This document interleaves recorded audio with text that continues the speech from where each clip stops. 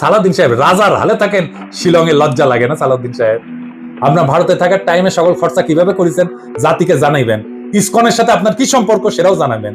জাতির এটা জানার অধিকার আছে। 1975-এ সোহরাওয়ার্দীর বডিগার্ড জয় বাংলা হয়ে যাওয়ার পরে বেশ কিছু বছর কাটাল রানী ইন্ডিয়া ছিল। সেখান থেকে বাংলাদেশে ফিরে আমাদের উপরে স্টিম লোডার চালাইছে ফাঁসিবাদের সাথ দিয়ে আবার ভারতে পালায় গেছে। অনেকে বলে হাসিনা পালায় যাওয়ার পরে সালাউদ্দিন নামের এই বিএনপির নেতাকে ভারত বাংলাদেশে পুশব্যাক করে দিচ্ছে। এতদিন আসতে পারেননি উনি, তারপরে এক সপ্তাহ যায়নি হাসিনা পড়ছে ওনারে পেটে দিল, আগে পাঠাচ্ছিল না। কাকতালীয় ভাবে জীবনের বড় একটা সময় হাসিনার চেয়েও বেশি সময় ভারতেই ছিলেন।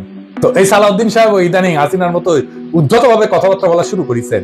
সামনে ওনাকেও সম্ভবত আমরা হাসিনার প্রতিবেশী হিসেবে ভারতে দেখতে পাবো। মাশাআল্লাহ।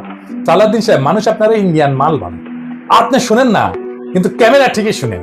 এই যে দেখেন আপনারা কয় ইন্ডিয়ান মাল আসিছে।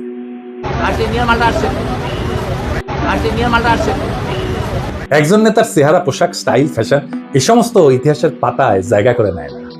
ইতিহাস মনে রাখে নেতৃত্বের সততা, আত্মত্যাগের পরিমাণ, আর সেই নেতার অবস্থান দুর্দিনে কোথায় ছিল।